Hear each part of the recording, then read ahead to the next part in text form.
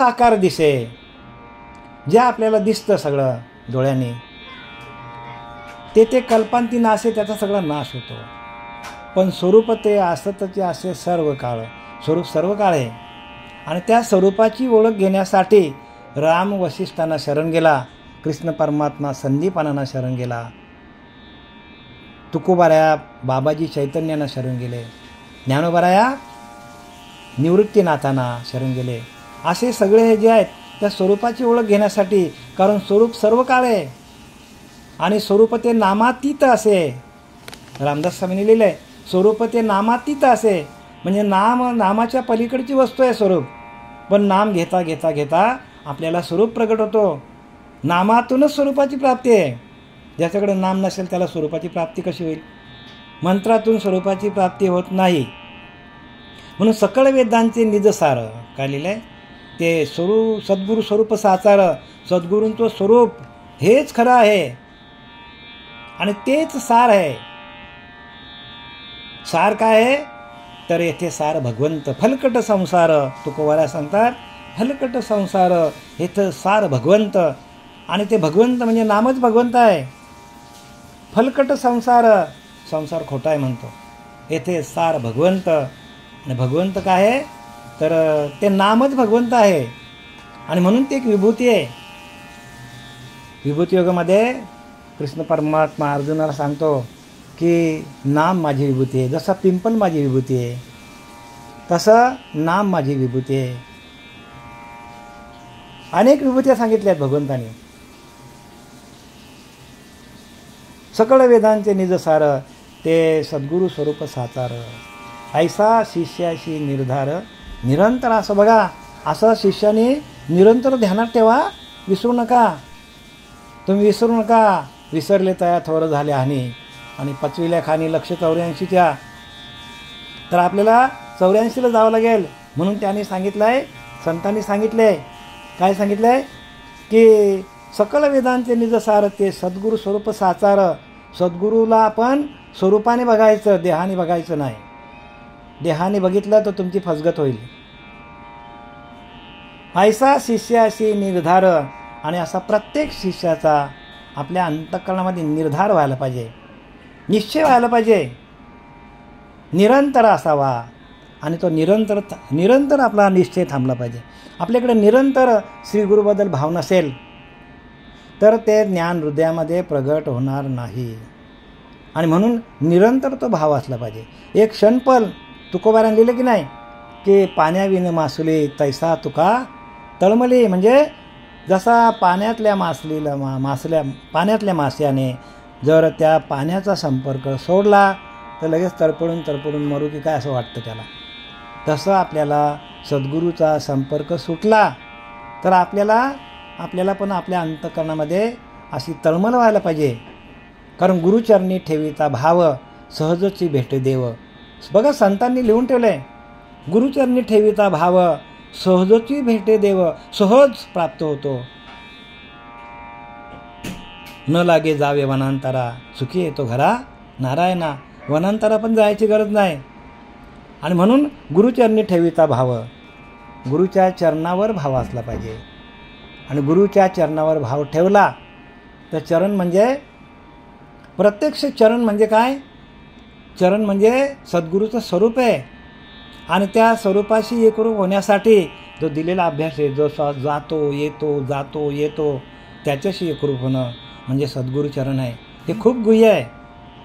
आणि ते चरण तुम्हाला प्राप्त झालं तर त्याच्यानंतरचा अभ्यास जो आहे, त्याच्यानंतरचा जो अर्थ आहे चरणांचा, तो ज्ञान स्वरूपावस्था आहे. आणि त्यालाही चरण म्हणतात. ज्ञान स्वरूपावस्थेला चरण म्हणतात. सकळ वेदांचे निजसार, ते सद्गुरू स्वरूप साचार. ऐसा शिष्याची निर्धार निरंतर असावा. एक पल पण माणसाने थांबू नये. सद्गुरूबद्दल भाव ठेवायला पाहिजे. त्याशी मनुष्य बुद्धी आपण कदा न करावे हेळणं. सद्गुरूला आपण जर समजलं की मनुष्य आहे, कदा न करावे हेळण, तर आपण त्या सद्गुरूंचा हेवा केल्यासारखा होईल. सद्गुरू म्हणजे देह नाही. गुरुनिंदा बोलता जाणं आली नागवण सर्वथा. जर गुरुची निंदा केली तर आपला संपूर्ण नाश होणार आहे. नागवण म्हणजे काय? नागवन म्हणजे जी आपल्याकडं देहबुद्धी आलेली आहे, आत्मतत्व आलेलं आहे, त्या आत्मतत्व जाऊन आपण देहबुद्धीवर येऊ, त्याला नागवन म्हणतात. नागवन म्हणजे कपड्यांची नागवन नाही सांगितली हा, म्हणजे ज्या आपल्याकडं गुरुभाव तयार झालेला आहे, जो गुरुभाव आत्मभाव तयार झालेला आहे, त्या नामाचा भाव तयार झालेला आहे, तो नामाचा भाव तयार जाऊन त्या जागेवर आपल्याला देहबुद्धी येईल. आणि देहबुद्धी आपल्याला काय करतो? देहबुद्धी आपला नाश करतो. म्हणून आपल्याला देहबुद्धीच्या नरा थोर चिंतेचा अडधळा. देहबुद्धी आपले संकल्प विकल्प वाढवतं. आणि सद्गुरू तत्व जे आहे, श्रीगुरु तत्व जे आहे, म्हणजे आत्मबुद्धी आहे, ती काय करते? आत्मतत्वाशी एकरूप करते आपल्याला. म्हणून त्याशी मनुष्यबुद्धी आपण कदा न करावे हेळणं. गुरुला आपण मनुष्य समजू नये. आणि त्याचे गुरुला जर मनुष्य समजलं, माणसासारखं समजलं, आपल्यासारखं समजलं, तर मग कदा न करावे हेळणं. आणि तसं समजून आपण त्याचा तिरस्कार पण करू नये. आणि गुरुनिंदा बोलता जाणं. आणि गुरुची निंदा जर केली, आली नागवन सर्वथा, काय होईल? तर आपल्याला देहबुद्धीला जाईल. आणि देहबुद्धीतून आपल्याला अनेक प्रकारचे आपल्याकडून पाप होतील आणि आपल्याला अधोगतीला जावं लागेल. सद्गुरू निंदेचा एकांतू करू आला परमाप्तू, तो त्यागावा जेवी पतितू, हा नव्हे अर्थू तै पळावे. बघा काय लिहिलंय? सद्गुरू निंदेचा एकांतू.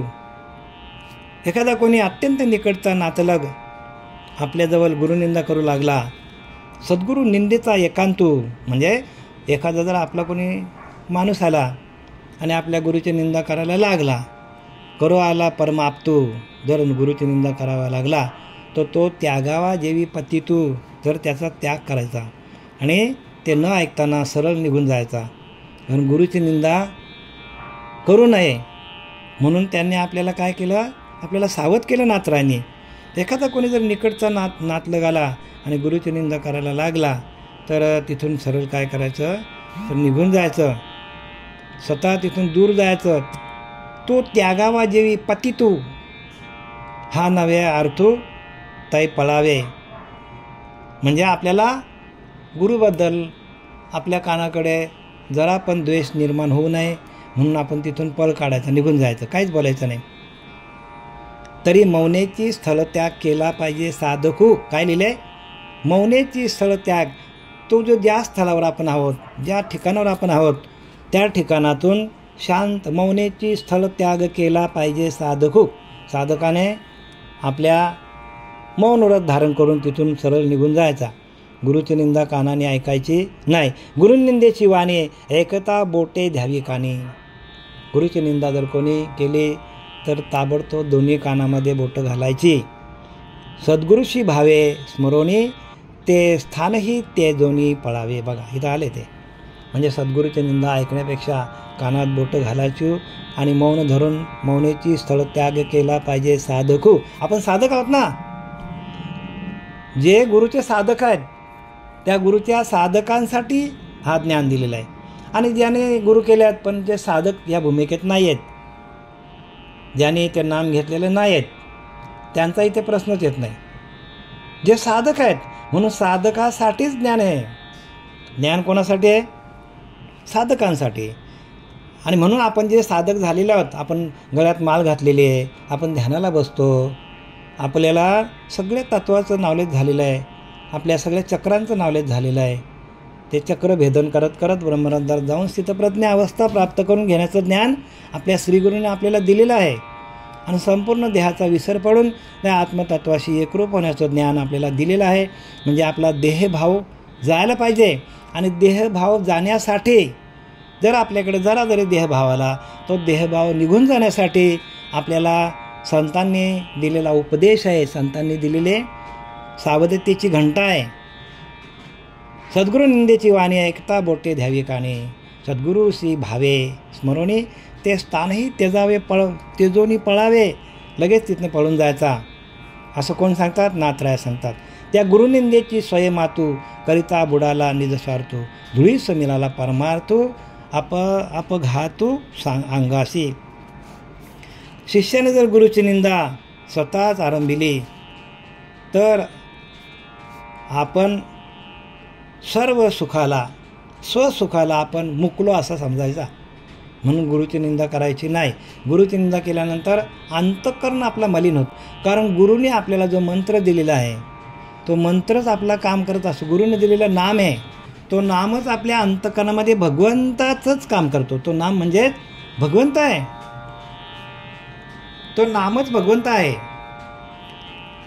हा म्हणून तो भगवंत आपल्याला मिळाले, तो भगवंतच आपल्या हृदयामध्ये, त्या श्रीगुरूंनी त्या भगवंताच्या अधिष्ठानाची स्थापना हृदयामध्ये केल्यामुळे आपल्या गुरुची हृदयामध्ये, हा बाहेर नाही. श्रीगुरू काय करतात, आपल्या अंतःकरणामध्ये त्या नामाची काय करतात तर स्थापना करतात. बीजाची पेरणी केल्यावर नामाची स्थापना होते हृदयामध्ये, आणि म्हणून ती स्थापना हृदयामध्ये केल्यामुळे गुरुच्याबद्दल निंदा केली तर त्या नामाची हेडसाळणी होते. म्हणजे ते परमतत्व आहे, आधी अनादिकाळचं तत्व आहे. मग त्या आधी अनादिकाळच्या तत्वाला जपण्यासाठी गुरुची निंदा आपण ऐकायची नाही असं सांगितलेलं आहे. सद्गुरू निंदेची वाणी ऐकता बोटे द्यावी काणी, सद्गुरूची भावे स्मरणी ते स्थानही त्याजोनी पळावे.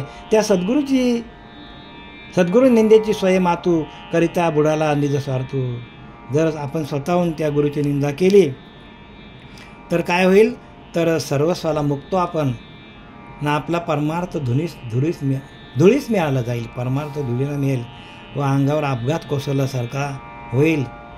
म्हणून गुरुची निंदा करायची नाही.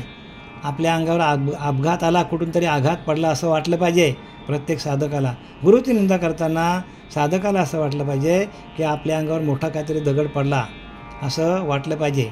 आणि म्हणून गुरुची निंदा कोणी करायची नाही. धुळीस मिळाला परमार्थू आला अपघात अंगाशी, आपल्या अंगाशी अपघात येईल, आपल्या अंगावर मोठं काहीतरी गेलं असं आपल्याला वाटलं पाहिजे गुरुची निंदा करताना. ऐशी या गुरुच्या ठाई जाण पत्र पुष्प अन्न धन, शिष्ये करू नये वंचन, ते स्वय श्रीकृष्ण सांगत. आता पूर्वीच्या काळी जे गुरुची सेवा करायला जायचे ते काय करायचे तर जे काय मिळालेलं पत्र आहे, जे काय फुलं आहेत, अन्न आहे, धन आहे, ते शिष्य काय करायचा तर शिष्य त्या गुरुला देऊन टाकायचा. आपण स्वतःकडे काहीच ठेवायचं नाही. जे काय मिळालेले धन असेल, जे काय कपडे लत्ता असतील, जे काय फुलं अन्न धान्य फलं बिला असतील, ते सगळं काय करायचं तर ते गुरुला अर्पण करून टाकायचं. कारण जे जे आपण भिक्षुक मागू गुरुच्या आज्ञेने पूर्वीच्या काळामध्ये, ती सर्वच्या सर्व गुरुला द्यायची. का गुरुला द्यायची तर गुरुला अर्पण केल्यानंतर मग ते गुरु आपल्याला गुरुच्या आज्ञेतून मिळालेली जी भिक्षा आहे, गुरुच्या आज्ञेतून मिळालेले जे धन आहे, गुरुच्या आज्ञेतून मिळालेले जे ज्ञान आहे, ते गुरुला अर्पण करायचं. आणि मग गुरु ते आपल्याला परत देतो, बाबा नाही हे तू सांभाळ आता. जसं शिवाजीरायांनी काय केलं, शिवाजीरायांनी काय केलं, रामदास स्वामींनी काय केलं तर जे काय राज्य होतं ते राज्य शिवाजीरायांनी काय केलं, त्या समर्थांच्या झोलीत टाकलं. रामदास स्वामींच्या समर्थांच्या झोलीत टाकलं शिवाजी महाराजांनी. जे काय असेल ते सगळं आता हे तुझं आहे, हे मला काय जमणार नाही बाबा, हे तुला घेऊन टाक, मला काय जमणार नाही. स्वराज्याची स्थापना करताना हे सगळं अनेक प्रसंग शिवाजीराजांवर आले. आणि मग ते कंटाळले आणि त्यांनी काय केलं, आपले गुरु जे आहेत रामदास स्वामी त्यांच्या झोलीमध्ये हे टाकलं. मग आता टाकलं, मग शिवाजी मग रामदास स्वामीने ते घेतलं झोळीमध्ये, बाबा दे चाल दिलं. पण आता हे तुझं म्हणून तू सगळं केलं, आता हे राज्य माझ्याकडे आलं. शिवाजी महाराजांचं गुरु कोण होते तर रामदास स्वामी. मग आता रामदास स्वामी त्याला बोलले की आता हे तुझं म्हणून तू राज्य केलं, आता हे मला तू दिलं की नाही, दान दिलं, आता हे माझं झालं, पण आता मी सांगतो म्हणून हे राज्य तू कर, मग तुला गर्व होणार नाही. मग आता गर्व काय होतं माणसाला, मला ज्ञान मिळालं, माझं ज्ञान आहे, गुरुने आपल्याला कुठं दिलं, आपण आपल्या हिमतीवर प्रगट केलं असं वाटतं माणसाला. आणि म्हणून नाथरायांनी किंवा आपले कृष्ण परमात्मा हे उद्धवाला सांगतात, म्हणजे आपल्याला सांगतात की जे आपल्याला मिळालेलं आहे गुरुच्या आज्ञेनं ते गुरुला अर्पण करायचं. शेवटच्या वेळी ते सण आयशी या गुरुचा ठाई जाणं, पत्रपुष्प धनान्न शिष्य करू नये वंचन. ते स्वयं श्रीकृष्ण सांगतं. स्वतःकडे काहीच ठेवायचं नाही, देऊन टाकायचं. जसं शिवाजीरायाने देऊन टाकलं, कंटाळलं आणि देऊन टाकलं सगळं धन, जे काय मिळेल ते स्वराज्य, राज्याची स्थापना करायची. तर सगळं घेतलं, राज्य जिंकलं आणि समर्थांच्या झोळीत टाकलं. आणि समर्थानं सांगितलं मला काय जमणार नाही. मग समर्थ म्हणतो तुला जमणार नाही ना, आता तुझं समजून तू केलं, आता हे मी तुला दिलेलं आहे, हे माझं राज्य असं समज. काय आज्ञा श्रीगुरूंची अशी समज, आणि हे समर्थांचं राज्य असं समजून तू हे परत तुझ्याकडे घे आणि आता तू लढाईला सुरुवात कर. मग त्याने काय केलं, जे काय झोळीमध्ये पडलं होतं समर्थांनी ते शिवाजीरायांना परत दिलं. आणि शिवाजीरायांनी श्रीगुरू सद्गुरू आज्ञा म्हणून जे काही कार्य केलं. आणि म्हणून आज महाराष्ट्र सगळीकडे आपल्याला शिवाजीराजांचं नाव दिसतो. त्यांनी संपूर्ण किल्ले जिंकले, लढाई जिंकल्या आणि आपल्याला स्वतंत्र केलं. यवनापासून आपल्याला काय केलं, महाराष्ट्र धर्म वाढवला त्यांनी. झालेली सेवा आपले श्रीगुरू श्रीपाद बाबा, पांडुरंग बाबा